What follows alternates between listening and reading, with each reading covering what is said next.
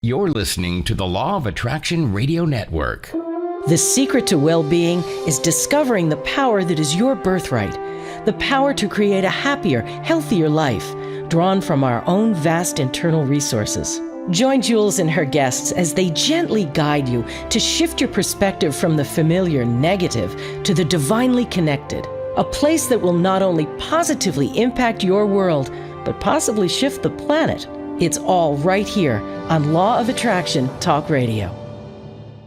Well, welcome, Andy, to Law of Attraction Talk Radio. I am thrilled to have you on the show today.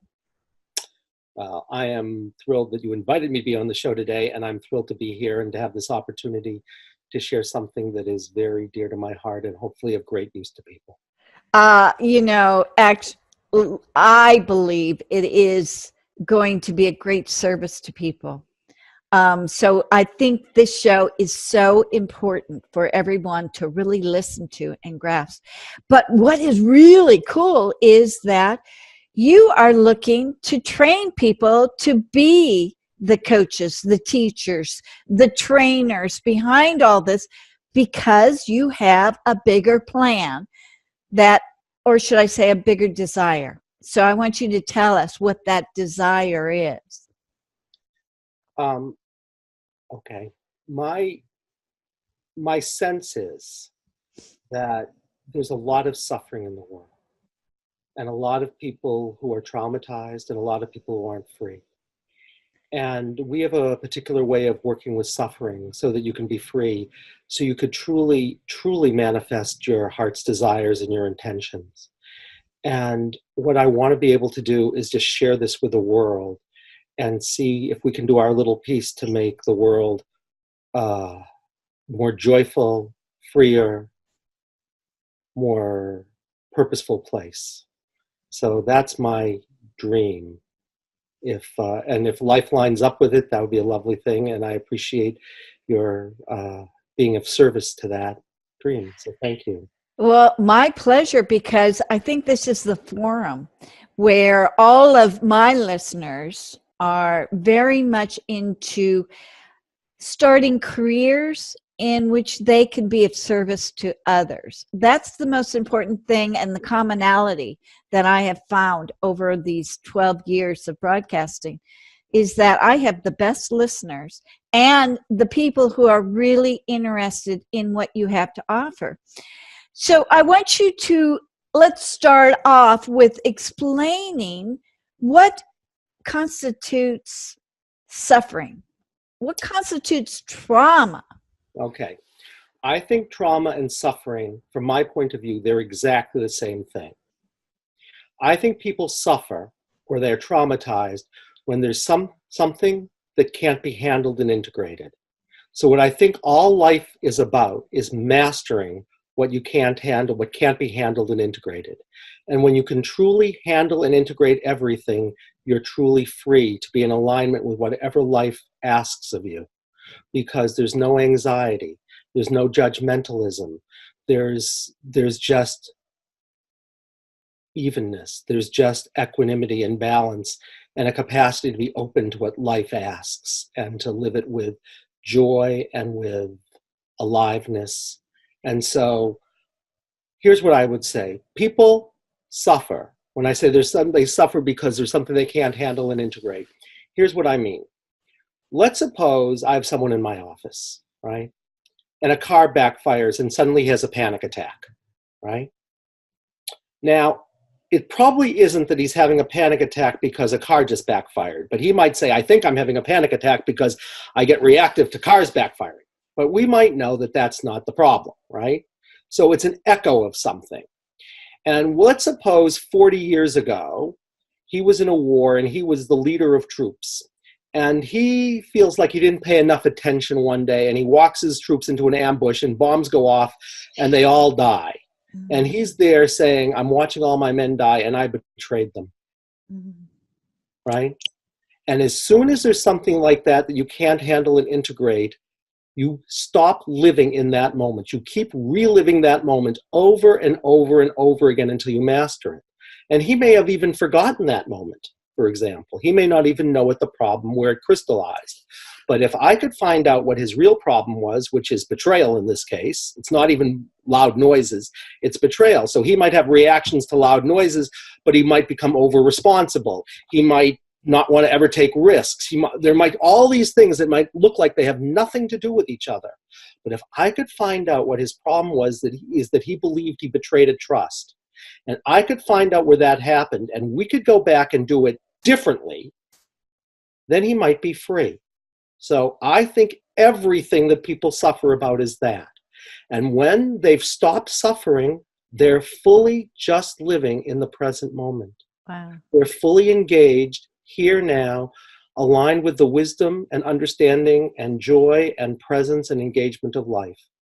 So really what I would say is everything is like that. So why do people go to healers? Because they couldn't handle and integrate something. What is healing? It's mastering what you couldn't handle and integrate. How do you do it? It's simple. I mean, it's simple to describe. Whenever there's something you can't handle and integrate, in that moment, a sensation is born, right? So if my nice man over there or woman has a panic attack, and I say, Sam or Susie, what's happening in the body when you're having this panic attack, right? And they say, my throat's closing up. Then I'm going to say something funny to them. I'm going to say, Sam or Susie, you're not having a panic attack. Throat closing up is having a panic attack. It's not your throat, it's throat closing up. And throat closing up was born in a moment, just like Jules was born in a moment. Throat closing up was born in a moment. And just like Jules is identified as Jules, throat closing up is throat closing up. And it's come to share a story, okay? And if we could find its story and we could transform it, theoretically, the next time that a car backfired, that person would say, oh, I'm aware that I'm remembering this thing that happened, but I'm not a slave to it anymore. I'm free, all right? And I think everything is like that. I think inexplicable chronic pain is like that. I think anxiety is like that. I think depression is like that. I think bad relationships, alienation, or you want something and it's not happening in your life. I think it's all variations of the same thing, okay? So all then we have to do is three things. We have to find out what really your intention is, because he might think his intention is not reacting to loud noises. But I know what his true intention in that case would be to be in a different relationship with betraying a trust, right? Mm-hmm. I have to find out where it started, and because that's where you have the most powers, where something crystallizes. It's where the root of it is. And I have to find out if whoever it was where it started needs something other than to share its story in a high vibrational field. Now, what do I mean by a high vibrational field? How are you going to find it? You're going to choose to become throat closing up. And as soon as you choose it, it's like facing the thing that you couldn't handle and integrate. So if I choose to become it, I am now the one who is choosing to become it and it at the same time. So now it's like I'm choosing to be this, but I'm not this. I'm really the one who's witnessing and hosting it while I'm it at the same time. And then it's like it's sharing its story. It's no longer mine. So I'm not attached to it anymore. I'm not identified with it. It's like, oh, I'm in a play if I acted it out, or oh, I'm watching a movie, or oh, I'm reading a novel, but it isn't who I am. It's just an experience I'm having. And then you're free. And if you're free, you'll know right away, because if you really found out what was going on, and if you took care of throat closing up, which in this case would be this person 40 years earlier, if you took care of it either by just letting it share its story, so now you're the one who's witnessing it and hosting it, so you're saying, I'm aware of what happened, as opposed to I'm reliving it. So what you're really doing then is you are remembering something that was dismembered, you are remembering, and then you're whole and free again, okay? And sometimes just sharing the story is enough if it's sharing the story, its story. But let's say he says, I need to make amends, or she says that person says that. Then we'd have to find a way to make amends to all the people who died, which I could theoretically teach you a way to do. And then once that happened, you'd be free. Wow. So everything is like that. And I could tell you story after story of things like that, where people think they want something in their life, but life always gives you what you need. Yeah. You just may not think it's giving you what you need. You might think it's an accident and I'm a victim of fate, But really, on a whole other level, you'd be attracting exactly what you needed in order to heal and grow, whether that's individually or as a collective or as life itself. So that's what I think we're about. You know, I think this is so interesting because I read in the article that you wrote in the January issue of Law of Attraction magazine, which was a great article. You talked about the novel and looking at yourself as a book and identifying with the character in the book, not with yourself. But I think it also has to do with cellular memory, because often with traumas, it's so hard to go back that it's like you kind of forget, isn't it? No. It's not. Oh, good. Tell us what's... I'm going to tell you why. First of all, if it has to do with cellular memory, then you'd have to understand how a story could come from the future, which some stories do. Or you'd have to understand how it's in your ancestral past or your karmic past. So if it's in your karmic past, it can't be cellular, because you might be in this story, you might be a Native American warrior. So it'd be hard to say that was cellular. So what I want to say to you is it's in your energetic field. And I think cellular memory is a manifestation of an energetic. Energetics are more powerful than matter. So let's suppose, I'll give you a different example, and then we'd have to say, how could this be cellular memory? Okay, we had a woman, this is a great story for law of attraction, okay? We had a woman who came in, and she came to a demonstration of ours. And what happened to her was she had a terrible accident. I'm going to tell you what the accident was 7 years before she came to this demonstration. And she had been in excruciating back pain ever since, okay? And she was sure that the reason for her back pain was the accident. Well, I use a process called kinesiology or muscle testing, and I asked if the problem was a physical trauma, and it said it was not, it was energetic.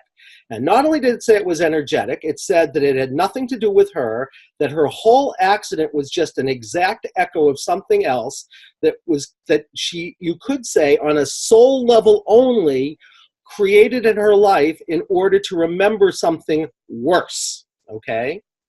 Now I'm going to tell you what we discovered. We discovered that her story was something in what we could call a karmic past life. If you don't believe in past lives, I don't care. I never mention the words. If you do, then I mention the word. But if you don't, I say something like, well, have you ever dreamed? And most people cop to dreaming. And I say, well, who do you think created all those characters? So if something happened bad to one of those characters, you could say, well, who's it a representation of, right? And if you don't believe in that, I say, do you ever heard of myths? And most people say, oh, yeah, I've heard of myths. Well, it's like we all have our myths. I mean, who do you think made up the Greek myths where they're all killing each other? It had to have been the people on some archetypal level. But she was open to other lifetimes, so it turned out it was in a karmic past life, okay? And not only did it turn out than that, I mean, it's interesting because this was also a story of betrayal. And it was also a story, I found it was a story of betrayal and a story of an incomplete death. And I'm going to tell you what happened. When we found out that her story was a story of betrayal, and what it really was for her, the core experience of it was, I betrayed a sacred trust, okay? That's what the core of it was. And when I muscle tested it, it stayed really strong. And when I had her say this, you know, and her arm stayed very strong, after that resonated with her. Now I'm going to tell you the whole story, okay? So she's standing up through this whole thing because she says, I can't sit for more than a few minutes because my back hurts so badly, I'm going to have to keep bouncing up and down like a yo-yo. So she's doing this whole standing up, and I'm muscle testing her, which I can talk to you about in a little while. And I find out through the muscle testing that her problem is not this accident. Nothing new happened in the accident. It was just a total reliving of a story from another lifetime that was karmic. It wasn't genealogical. It wasn't in her blood history. It was in her energetic history, because soul comes through blood and it comes through energy. So this was in her karmic history, and it was a story of betrayal. So I had her say out loud, I betrayed a sacred trust, and her arm stayed really, really strong, which means yes. And I asked if that resonated with her, and she said yes. And then her back pain became excruciatingly worse, even though she's standing up. So I said, I want you to bring all your attention to back pain and become back pain. And I will tell you what she said, because this was weird for her. She said, this is very strange. I am in a Roman toga, and I am the leader of, it's interesting, I use the example. I'm the leader of like thousands, I have this enormous army, and I'm the leader, okay? And there's this other general who's leading the other army, and we've talked with each other, and we've decided we're going to fight each other and not have our men all fight. And that whoever wins, the other side's men have to become slaves of the other general, the other leader, okay? So she, as he, goes back to his army and says, I got this, right? Kind of nonchalant and a little bit arrogant. And then they go and fight. They're in a desert. She can see all of this quite vividly. They're in a desert, and he is not really paying quite enough attention because a little bit nonchalant, which, wait till you hear the story, and gets knocked over by this other general, okay, onto their back, okay? And as they try to roll over, right, and get up, a big wind comes up, like a wave of sand comes up and knocks them over, okay? And their last experience, this woman's last experience, was this other general is behind her with a sword raised, about to go right like this into where her back pain is, and her final thought is, I've betrayed thousands of men, okay? And then she says, I think I must have died, all right? So now we know she has two problems, right? Her first problem is, I betrayed thousands of men, and her second problem is, she wasn't sure she had died. So I said, you have two problems, right? We're going to have to take care of two things. So the first thing you're going to have to do, because this general was feeling so much of a lack of integrity that the general actually left the body a little before the general died. It's called dissociation in my field. So if you leave the body before you die, you have this funny experience of knowing you've died but never experienced dying. So you have to experience dying, okay? So what we did was we had the general call all the parts back into the body and let himself fully die and leave through the crown of the head. And then the general had to go. She said, I have to make amends. So I said, all right, you're going to find the souls of these men and you're going to make amends. Now, how do you make amends? You say, look, I am so sorry, right?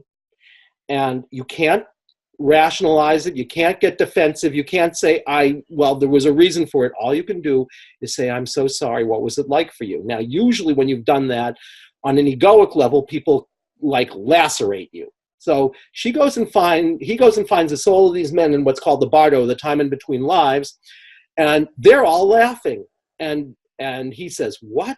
And they all say, we forgave you 2,000 years ago. Ah! We had to learn a lesson, which is we had to learn we could fight our own fights and take care of ourselves, okay? So and the only way we were going to learn that was if we didn't say, wait a second, you've trained us, you have to let us live our destinies, so this isn't what was supposed to happen. So we had to learn, okay? At which point this woman gets a beatific smile on her face and looks up and says, I see this light. And she goes to the light, at which point her beatific smile gets way bigger, and she says she's done, okay? That all took about 40 minutes. Now we're at a table. She sits down because she's tired because she's been standing for 40 minutes. She says, I have to sit down for a little while, then I'm going to have to stand back up again. Now we found out, okay, that the whole thing, her whole betrayal was balanced. And when I asked her, what happened to your back pain? She said, it's not there at all. It's gone. Wow. Okay? But she figured it would come back because it never goes away for more than a little while, even if she's standing. So she goes and sits down, and people start to talk to her what it was like, because she had never had an experience like that, and neither had they, and she's doing that. And part of what she does is she tells us the story of what happened in this lifetime. Now, this story is really quite amazing. I'm going to tell you the story. She and a group of mothers are at a beach with no lifeguard, okay? And they've given their kids swimming lessons, all right? So they've trained their kids to swim, and the kids are all out in the ocean swimming, all right? And they're taking turns watching the kids, and it's her turn, but she's kind of nonchalant about it. She figures they're okay. And suddenly she looks, and one of them looks like he's in trouble. So she races out into the ocean, right? And trying to save this kid who she thinks is in trouble, gets knocked over by a wave and hits her back on a rock right where the story was she was stabbed, okay? So she gets knocked over by this wave and falls onto her back and hits her back on this rock.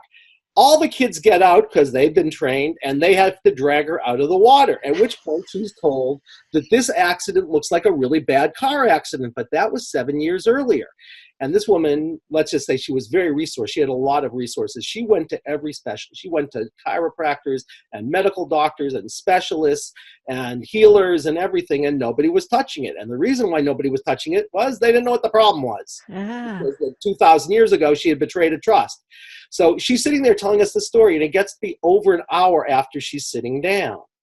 And she says, this is really weird because I'm not feeling any pain. And if I sat for this long, I would be screaming. I should be in so much pain. Now, it turned out that woman had set up a session with me 3 days later.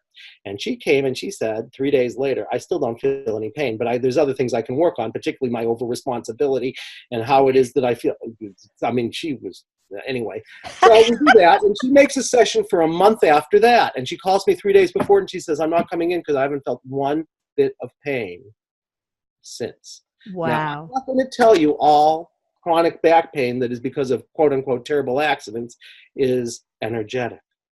But you can see that what she really was experiencing in this lifetime was a pure echo, because I can do my muscle testing. It says nothing new happened in this lifetime. Wow. Okay? And so when I say the law of attraction works, she got exactly what she needed in order to heal and grow. But of course, we're not aware of it. So we say, well, there's a word for it in our field, which I shouldn't probably say, but we say it stinks, right? We don't realize that it's because on an egoic level, these things are not very life enhancing necessarily, but on a soul level, we're always doing this. So we have to hold people on two levels always. One is that she's in excruciating pain, right? And on a human level, all you can say is that was awful, whether it was, ritual abuse or terrible accidents or whatever. But on another level, we could say, because sometimes things crystallize in this lifetime, at which point they just keep reacting that one. They keep reliving that. But sometimes it crystallizes someplace else altogether. And this whole life that you work on, people say, well, I'm not getting very far. And the reason they're not getting very far is two things. First of all, it's not their problem anyway. It is back pain's problem. Back pain is the one who had the problem, not you. So I can't ask you because you don't know. Because if you knew and you knew what to do about it, you wouldn't be coming to see me. So I'm not going to talk to Jules, because if Jules is suffering about something, by definition, she doesn't know what it is, or she doesn't know what to do about it, or else she'd say, I'm done. And if she was done, she'd say, I'm free. And I can say yes to everything. At which point she becomes the living embodiment of the Buddha or the Christ or whatever. And then you can just say yes. I love that. I love that, because people have got to realize it's just not pertaining to this life. It could be from other past lives. That's really important. So whatever is stopping us, it actually can manifest into dis-ease, into health issues. I mean, we need to take another look at those health issues as to what emotionally caused it. Is that correct? Yes, and that's why I would say what I think emotionally causes it is, from our subjective point of view, I think the one thing that causes it is something that can't be handled and integrated. That's it, okay? I think it's when something can't be handled and integrated, it does one of a few things. It either creates a fracturing in a field, it creates a clouding of a sort of center, which is about relationships, or it creates a block in a flow. It's only about energetics. That's why I don't think it's about cellular memory. I think cellular memory is a manifestation of an energetic field. Cellular memory is still dense, right? So if it's about cellular memory, how do you explain the fact that this happened to a Roman soldier? This woman had no Italian blood, right? So it's not cellular memory. Yeah, you're right. It's not ancestral. It could have been ancestral, because sometimes people live out their ancestors' stories, at which point I'll find out it's a genealogical story and something happened to an ancestor 8 generations ago on your mother's side, and we can find what that is and transform that. Or it maybe happened to a lot of your ancestors and you're living out a collective story. And all of those things you can do a diagnosis for and pinpoint it, because you want to find out exactly, you want to laser into exactly what the thing is that couldn't be handled and integrated. So it could be ancestral, It could be karmic. It could be something that happens from another dimension. It could be that you were abducted by a little green person. It could be that somebody in the future put a curse on you. It could be anything.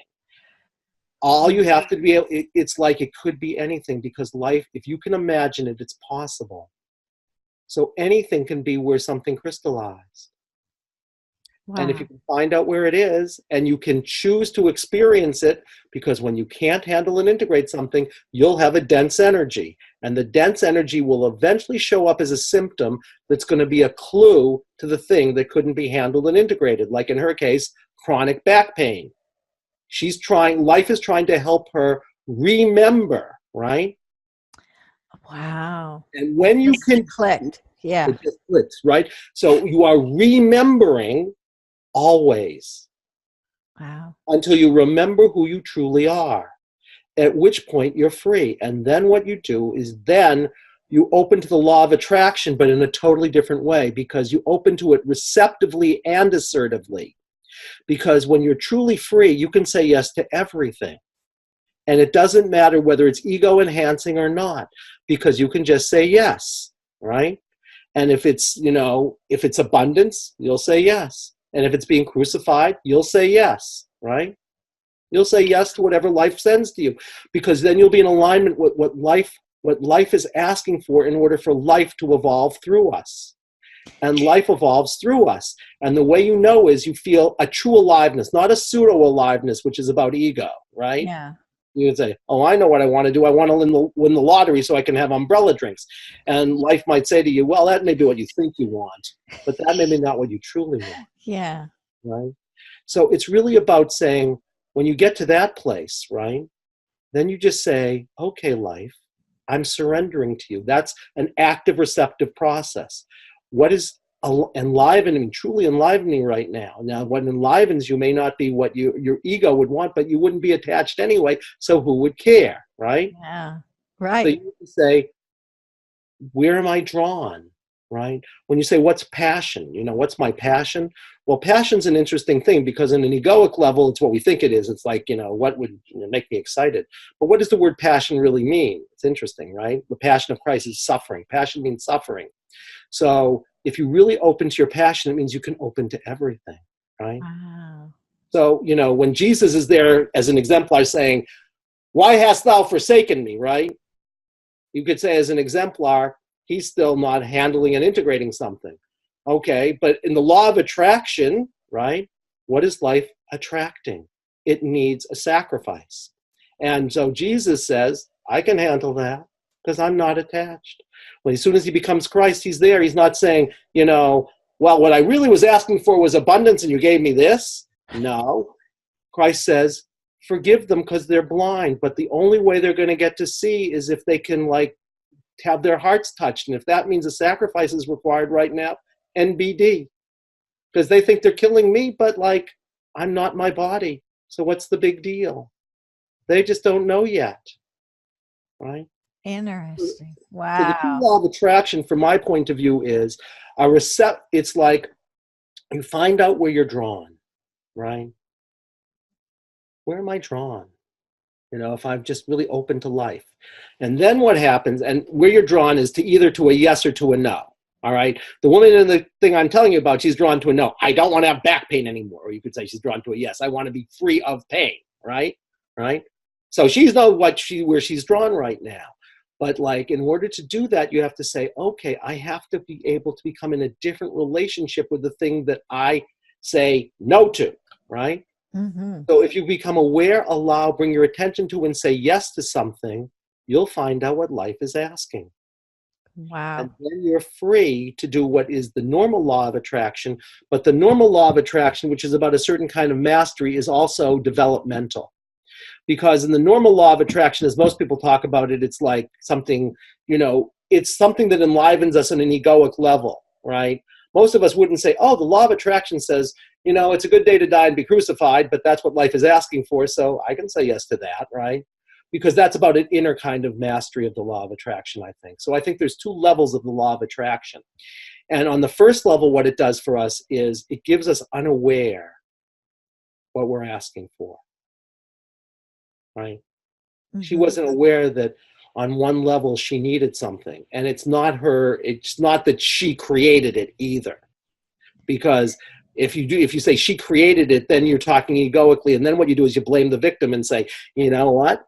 If you had only paid more attention to not having back pain, you wouldn't have had back pain. At which point I would say, I don't think so. She still would have had back pain. Because, why? She really needed it on one level, but it's not she as an ego that needed it. It's not like she was like not doing the law of attraction right, and if she'd only done it better, she wouldn't have had back pain. No. She's doing it perfectly on one level, as long as you know we're talking on a soul level and not an ego level. Because if you say it on an ego level and that understanding of law of attraction, you'd say, well, if you tried harder, you wouldn't have had back pain. At which point now she has two problems. One is she's stuck in a story of betrayal, and now she feels like a piece of shit. That's a technical, right? Yeah, right. So I would say on the first level, we open to what enlivens us, really enlivens us. And in her case, it's like, you know what? I don't want to be in pain anymore. And that really enlivened her. That's the truth. But in order to get there, right, she has to get to a place where she says, what is keeping me from, what is really what's going on here that's manifesting as that back pain? And when she could find that, then maybe she says, oh, now I've come to a realization that I'm supposed to be a different kind of leader, which I may never have realized at all. And maybe I'm the kind of leader who's supposed to be a little bit more collaborative as opposed to a little more humble. And maybe I came into this lifetime to learn that. And in order to learn that, I had to go through a crucible. That's so you teach people how to become coaches or trainers or healers. I teach people how they can do this healing for themselves. Okay. I train people about how they can be facilitators of other people's healings, which, because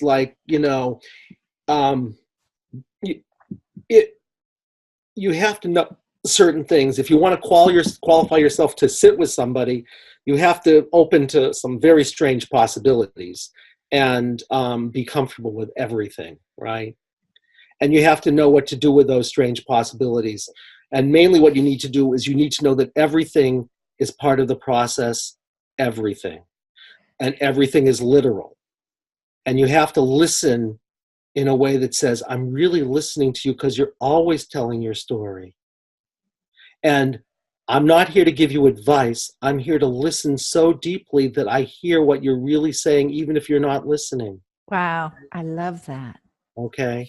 So we teach people how to do that. And then we have to teach them how to deal with certain things because, let's suppose it's a story of a horrendous curse. Well, curses are just like kind of block energy. If someone, quote unquote, curses you and you can't handle it and integrate it, then you'll play out the curse, right? Or, so you have to open to anything that could happen. Anything you can imagine is a possibility, right?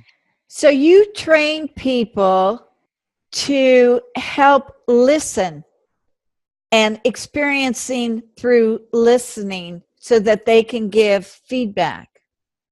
No feedback. No feedback. I mean, sometimes feedback, but feedback is, what I do is I train people to, it's like what I train people in is it's like we're mapping the universe in terms of stories where people get stuck. What I train people in is a way of understanding life and the universe as best I understand it now, which I just told you a little bit about my ideas about life, right? Yeah. Right. So I have a certain kind of way of understanding life, which doesn't make it the truth. It just makes it a way that I think, makes some sense in terms of why people get stuck. So I train people in that framework, and then I train people about all the places you get stuck. So let's suppose, for example, in that case, right, she says, I think I must have died. Well, then you have to know a way to help them go through a death process, maybe, if they don't know how to do it. So I teach you how to do that. Wow. Or let's suppose there's some kind of acupressure intervention. So I teach you a simple process of like finding out what the deepest intention is and finding out where people are stuck, and then how to focus on the body sensations. And then I teach you a lot of interventions and practices. If you bring your attention to that body sensation and you let it share its story, if that isn't enough. Right? So on one level, it's really simple. All I would say to you is, whenever you have anything that's a discomfort, just instead of trying to take a pill and saying, I'm going to get rid of it, say, what have you come to share with me? That's the simplest thing. But if it doesn't occur to you that what has come to share with you of a story of betrayal, 2,000 years ago in ancient Rome, then you might not open to that. So I have to train you and say, look at all these different possibilities, right, of where you could get stuck. And then I teach you like a way of like saying, I can sit with you without getting in the way, but being just present with you fully, with all of my open-mindedness and open-heartedness, and being fully engaged with you. So I'm fully present with you. And then life is about saying yes, right? Wow. I love this. I just tell people, just say yes to whatever you discover. So yes. Everyone is like a book, and you're just having the people that you're training to read the book. Exactly. And what I think is everyone is like not just one book. I think everybody's like a library. I think we're like a collective of wow. books, or we're a collective of beings. And you just happen to be one of the beings, Jules, in a collective called the soul that is right now manifesting as Jules. And if you talk about it in terms of Akashic records, you could talk about it in terms of books. But what are the books really? The books are living beings, and they could be anything. They could be a mountain. They could be a little green woman. They could be a bird. They could be a Native American Indian. They could be Jules at age 4. They could be Jules' great-great-grandmother on her father's side. They could be Jules at age 102 in this lifetime, with that possibility. They could be who Jules is going to be 50,000 years from now as a possibility. It's like this big collective that is this community. And I say, you can discover all the books yourselves. You don't need to have anybody else do it for you. It's like, why get a priest when you can just have a direct experience? And the way to have the direct experience is the body sensations. Every body sensation that's a discomfort is a book where the story is going to be something that couldn't be handled by some being. And if you become the body sensation, you don't need somebody else to tell you what your past lives were. You'll discover them yourself. I never tell people what they are. I never tell anybody. I mean, you can discover it for yourself. So why you don't need somebody else? I love this. I love this.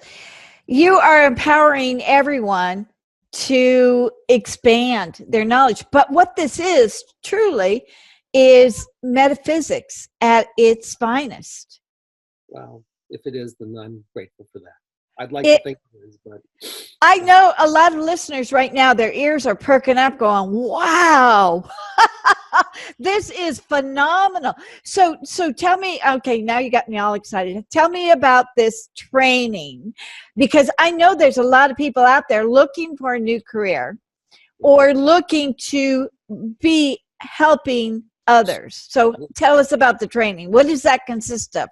All right. The training usually consists of an introductory weekend, which is typically 3 days. And in those 3 days, what we do is I give you the whole, what you call the metaphysics of the whole thing, right? So I give you the whole framework, which is way bigger than I've told you now, because I think there's 7 parts to what has to happen if people truly want to be in alignment with life, all right? And I teach you in that beginning, I teach you that whole thing, and then I teach you how to access the wisdom through the body, accessing the wisdom through the body has 2 parts to it, because first of all, every sensation, whether it's a discomfort or a pleasant sensation, is, from my point of view, something that life is trying to share with you. But there's also just the knowing you have when you just know something is the truth. And if you can access that, that knowing knows everything. It knows everything that is happening, has ever happened, and potentially can happen. And so I think all of it is here simultaneously. So I don't think we regress anybody, because it's living right now. So why would you have to regress somebody? When I say become the body sensation, it's here right now, right? So like but it's all here right now. All that is here right now. And the way you know it is there are levels of wisdom. So I teach people how to do kinesiology. But the way I explain kinesiology, if you don't know it, it's called muscle testing also. The way I explain it is that there are 3 levels of wisdom you have. There are actually 4. So there's the wisdom of the conscious mind. That's what you can tell me. I say, Jules, what's your name? You say, I can figure that out. My name's Jules. I say, Jules, how much is 2 + 2? You say, I can figure that out. It's 4. I say, Jules, how come you're anxious and what should you do about it? You'd say, if I knew that, I wouldn't be coming to see you. So we know the wisdom of the conscious mind is very limited. We'll give it the power of 1, right? Then there's a second level. I'll go through this fast. I'm going to go back to the training, but we teach people about this and I show you how to do it. Then there's the wisdom of the unconscious mind. And the wisdom of the unconscious mind is Jules has a dream and Jules says, what the heck was that? Or Jules has a vision, or Jules says something, said, I didn't mean to say that. So it's either deeper wisdom or it doesn't exist. And I think it's much deeper. So I think all of those synchronicities or dreams or whatever, it's like letters from your soul. So I think if the first one has the power of 1, the conscious mind, I think the wisdom of the unconscious mind has the power of the speed of light. Then there's a third level, and the third level of wisdom has a lot of good names in Aboriginal cultures and in the East, right? So if you're in China, it's called Qi, like in Tai Chi. Yeah. Right? If you're in Japan, it's called Ki, like Reiki. If you're in India, it's called Prana or Shakti. Okay, we don't have a word for it because we're, the Renaissance, materialistic West. So the most we can say is it's the wisdom and energy that animates us and also our deepest intuitive knowing. So it's an interesting thing. Our life force and our deepest knowing are the same thing, and you can know it in 2 ways. One way you can know it is if you just know something is the truth, right? You just know it. You don't figure it out. You don't even have an emotion about it. You just know it. So let's say you're going along, Jules, and suddenly you have this idea, I'm supposed to be like this podcast host. And people say, you're crazy. And you say, well, maybe I'm crazy, but I know it's true for me, so I'm going to do it anyway. And you're probably right, I'm crazy, but I know it's right for me. It's my truth. It doesn't make it the truth. It's my truth, okay? Right. Here's the second way you know about it. And then this is why it's really kind of cool.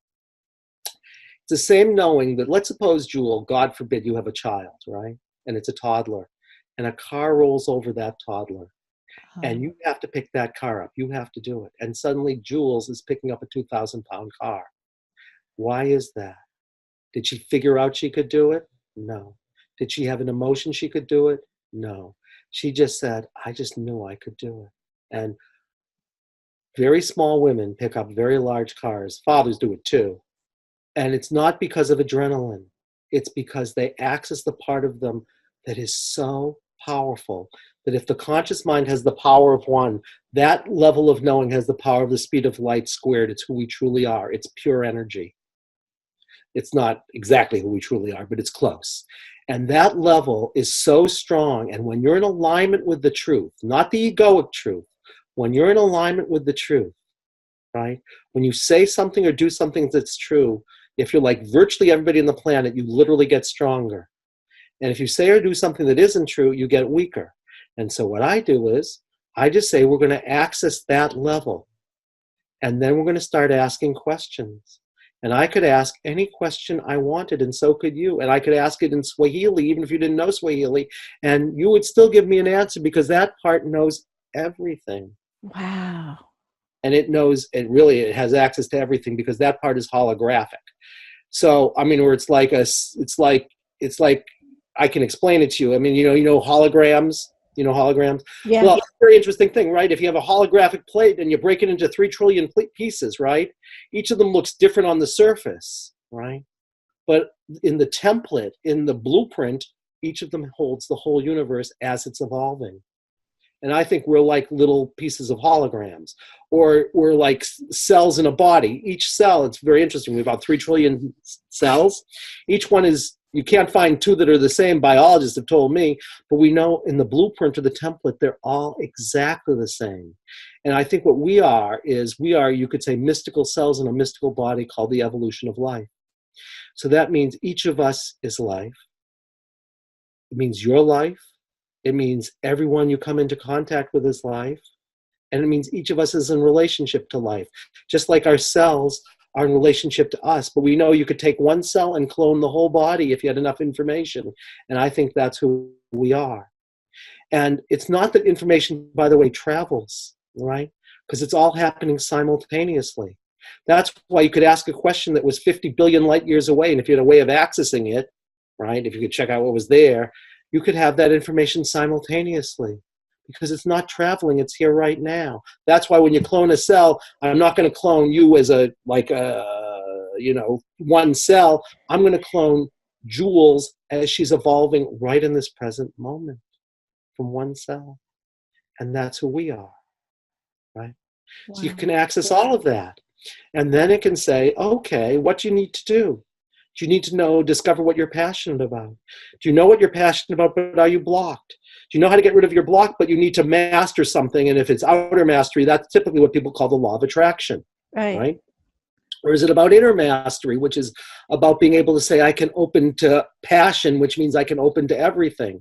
Is it about creating more energy? Is it about becoming more mature? Is it about opening to all perspective? Is it about knowing you are all those perspectives? And we can ask anything except for the fact that most people who come to healers, they typically are coming because they know they want something. It may be a symptom of something like, the woman who has back pain. That's not what she really wanted. What she really needed to do was take care of betrayal.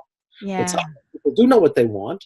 And then what we do in the training, in the beginning of the training, is we teach you this whole framework in a much more elegant way than this. We give you a simple protocol that is 5 steps that you do over and over and over again, which is you find out why people are truly here, the most important reason. And if you're in the beginning, we teach you how to get rid of stuckness. So we help you find out their truest intention, where they're stuck. We teach you how to talk with body sensations, because I'm not interested in talking to Jules, because Jules doesn't know, right? And to help that person go on a journey wherever they need to go, because they're just going as the body sensation, which is why I don't think anyone can ever get re-traumatized, which is not what people in my field believe. But they think you're regressing someone to age 2 when they're being ritually abused. But I don't think you're regressing anybody, because it's happening right now. Wow. All you have to do is be the one who's saying, oh, that's what happened. Right? And we teach you how to do that. And then we teach you all these practices and interventions if they need some more. Like they might say, I need that, but I also needed someone to hold my head because I'm feeling so much stress. So I'm going to have the best mother in the world. And I teach you how to do practices around stress, or practices around anger, or practices around forgiveness, or all these things. And then we have you practice with a lot of mentoring. And that's the first weekend. It stands alone. And then what I do over the course of 3 more weekends is I teach you how to deal with all of these sort of universal patterns, right? So if you have, you believe something that isn't true, so you have a trauma to what's called the headset.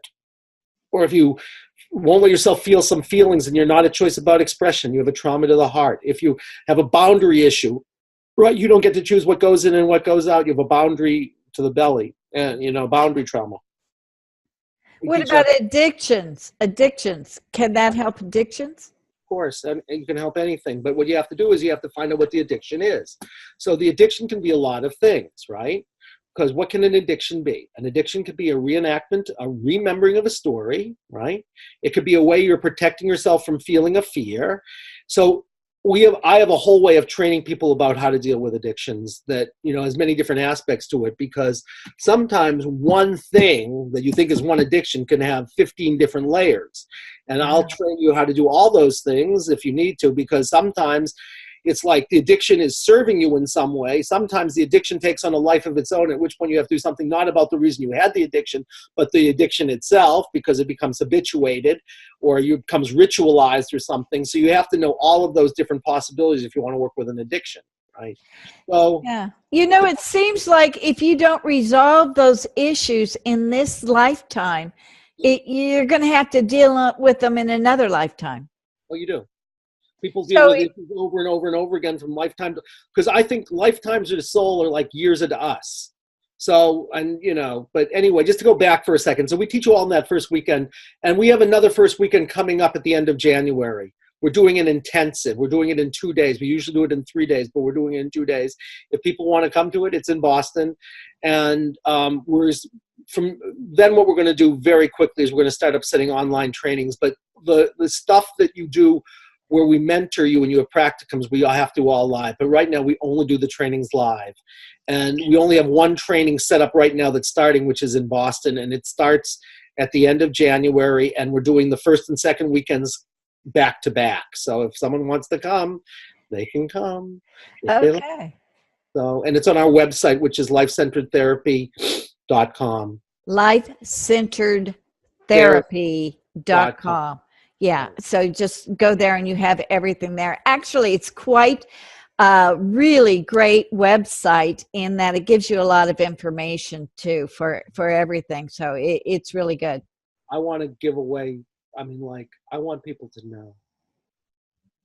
Like, I want your audience, I want them to spread this. And like, I mean, like, what I really want right now is if everybody knew this. I mean, I get to see things, you know, sometimes, I mean, we had a woman who came in and she wanted a blood draw. That took more than a year for her to do, right? Because there was so many different layers. If I told you that story, you'd say, really?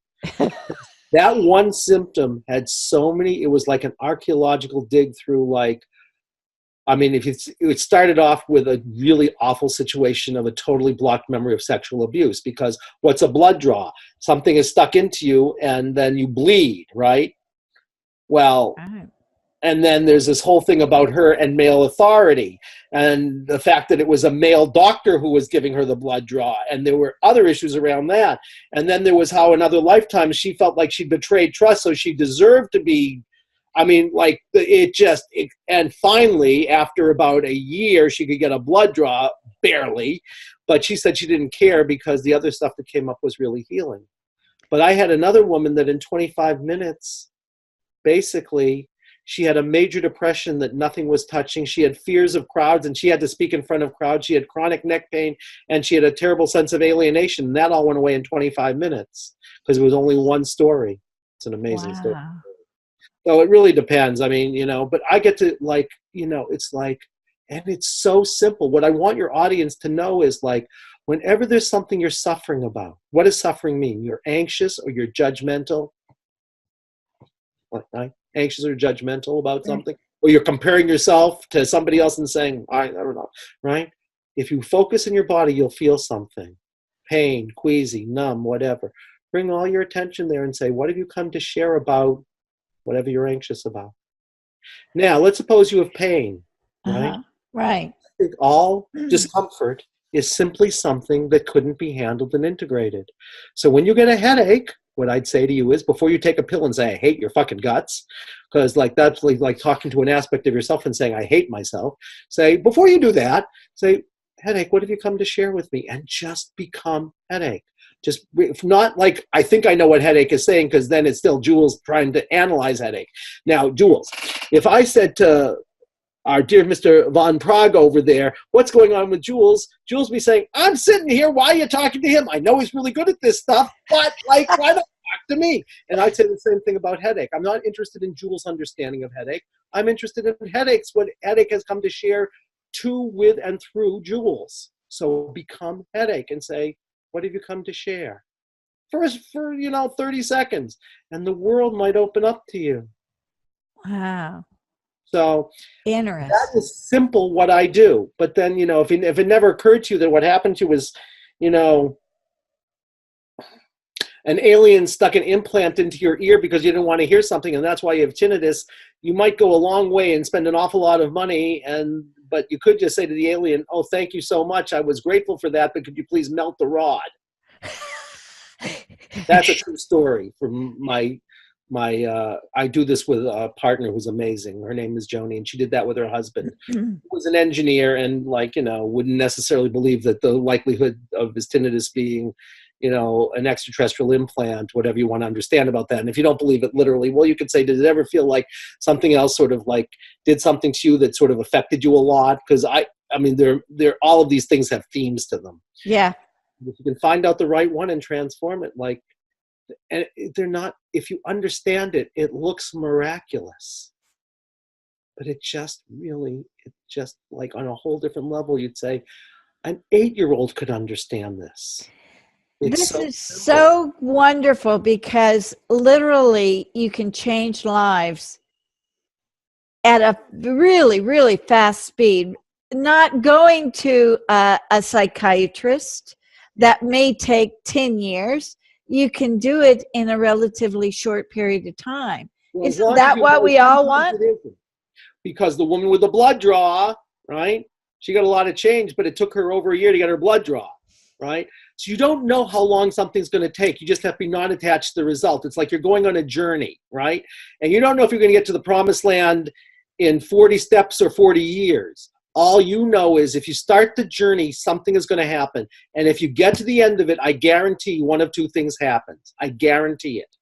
Either your problem will go away, the thing you think is your problem will go away, or your relationship to it will change to such a degree that you won't suffer about it, right? Christ is there. Christ is not suffering, right? Right. But, you know. But you can heal a couple of issues along the way, not just one. Well, healing is not about, oh, yeah, you can heal everything. Because at the end of the day, you heal everything. Because at the end of the day, if you're free, you don't have a problem, right? If you came and said, you know, Jules, Jules, you come, Andy, I don't ever want to die in this lifetime. Well, I couldn't guarantee you wouldn't die. But if you stuck around long enough, I might be able to say to you, you won't be afraid of dying. And then it wouldn't be a big deal. You might say, you know, I feel sad about it. I wish I could see my children a little bit longer, but I'm not afraid. I'm not anxious. I'm not like saying, it's just part of life. And when you can get to everything as part of life, then you don't have a problem. Yeah. Wow. This is so fascinating. This is wonderful. So they need to go to lifecentertherapy.com.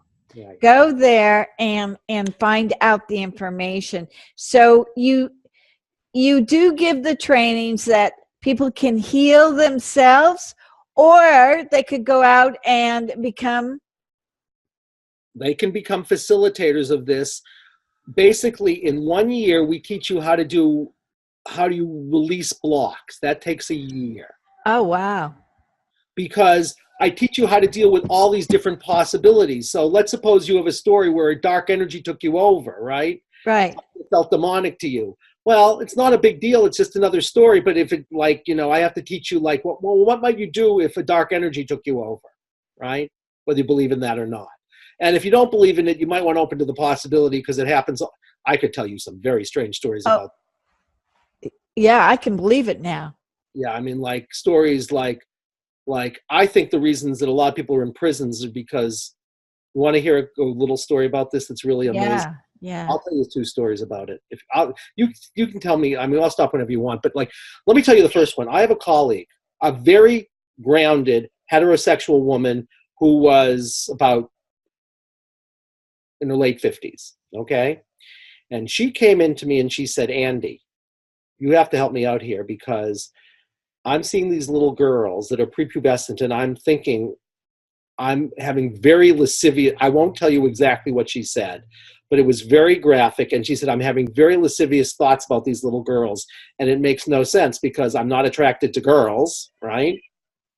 And like, and this woman is like, you know, she's very oriented towards like power over, okay? Yeah. And very, you know, saying like we should all be empowered. And she's there thinking like, it's taking me everything I can not to go out into these streets and like, you know, ogle these girls, okay? She said, you have to help me out. This has been going on for about a month. And she said, nothing happened a month ago. So I don't know what's happening. So I don't know if I'm remembering something from another lifetime or what it is, but I have to find out. Could you please help? And I said, sure. You know, I exchanged with this person. So what we found out is something did happen a month ago. You know what happened? We found out because she said, nothing happened. I went and visited my mother, but I visited my mother before. She said, like, nothing happened, right? What we found out was this. That's why I'm going to tell you about strange energies, okay? She was in a relationship with a policeman, and the policeman was in the vice squad, essentially, and they were tracking down some pedophiles. And I recall this story. This took place a long time ago. The policeman and the pedophile sort of got pushed together, like they had some kind of interchange. And then my colleague had intercourse with her lover. And what happened is, whatever you want to think about this, but I will tell you this person is very sane. When she had intercourse, that energy which had gotten into her lover's field entered her, because if you want to be a woman and get open, the best way to do it is let someone literally inside of you. And that got inside of her. And like, she had no sense that was what was going on. So she had this thing, and that energy had taken her over and was like putting these very strange experiences into her being. I said, okay, we know what's happening here. And the way you typically transform a dark energy like that is with a vibration. Light, what is each color of light? It's like, you could say it's the face of the divine, right? Or sound, each pure sound is an aspect of the divine. So we found out what it was. We found out exactly what happened, and she transformed it with light, and it all went away. And we're thinking, like, if we could get into prisons, because, like, I'm telling you, now there are a lot of reasons people end up in prisons that have to do a lot of horrendous systemic things, but there are other reasons that people get there. She said, if my ego structure wasn't stronger, I want you to know I'd be in jail right now as a pedophile. Oh my goodness. I'm a woman, and I'm not attracted to girls, and I've been a social worker for like 30 something years, and she's very, whatever else you want to say about this woman, very sort of grounded, right? Very strong ego in a lot of ways. She said, and I think people end up in psychiatric institutions, and they're called psychotic. And I could tell you a story about like that would make that one, the one I just told you, sound tame. Oh my goodness. And I'm not telling you that all psychosis is being taken over by dark energies, but like, people think it's, genetics, or they think it's trauma. And I don't think that that's necessarily what it is. I think a lot of the reasons that people have psychotic, quote unquote, episodes is because of things that are non-material. But we don't think about that stuff in our worlds. We think about other stuff. And we say, oh, they're crazy. But I don't think anything's crazy. I think everything makes sense. You just have to find the sense it makes. Isn't that amazing? And I know that's coming up more and more in the world today. We're even seeing it in the news, pedophilia and everything. So now you really got to stop and think, what really is going on? Well, I think a lot of things are going on, and a lot of it has to do with like a culture that's really traumatized, and a world that's been really traumatized, and relationships between men and women that have been really traumatized, and all kinds of other things. But one of the things that's going on is things that we never think about. Nor do we really want to think about, too.